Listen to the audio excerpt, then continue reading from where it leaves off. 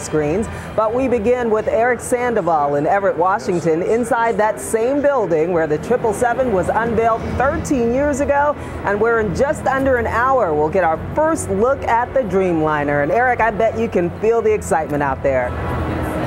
You can definitely feel the excitement out here, Shaniqua. Right behind me, 15,000 Boeing employees, leaders, and their families are filing into the largest single building in the world. Guinness World Record holder, as a matter of fact. And you know, you may have seen Matt Lauer here during the Where in the World is Matt Lauer thing on NBC. And you can see the size and scale on TV, but it really, nothing is like being in here in person and seeing all these people so happy to be here for a really momentous occasion. Now, we mentioned 15,000 will be here. In addition to them, media from all over the world are here to cover this. We shared a bus from the check-in facility and shared that bus with some press people from China, some video people from China, and they're from all over.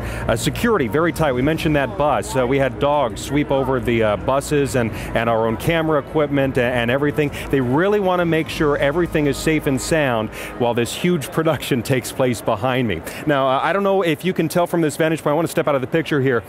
Right behind this overhang screen here is another huge screen, and we understand that from behind that screen is where the 787 Dreamliner is going to barge through at the end of today's ceremony. Now, what makes this plane so special?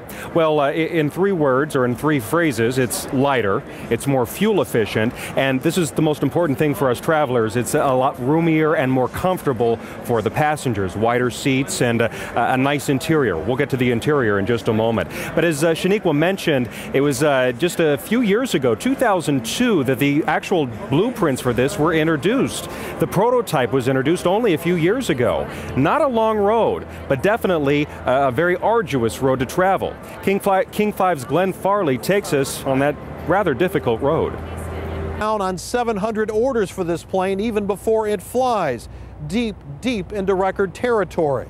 And if its promises of a 20% fuel savings and more than 30% savings on maintenance, this does look like the airplane Boeing was promising its customers just a few years ago.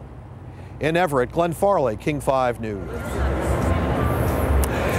It's pretty impressive to see over my shoulder the people filing in and how excited they are for this rollout to happen in just about an hour and a half, as you mentioned, Shaniqua. Somebody else who's going to be watching this as it is beamed all over the world for millions to see is Boeing's rival Airbus, because they have something up their sleeve too, an airplane that they hope will dominate the market, but last reports put them at 5 years behind Boeing in their quest to do that.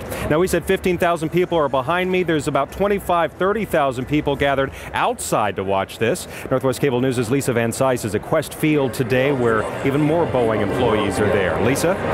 No other airline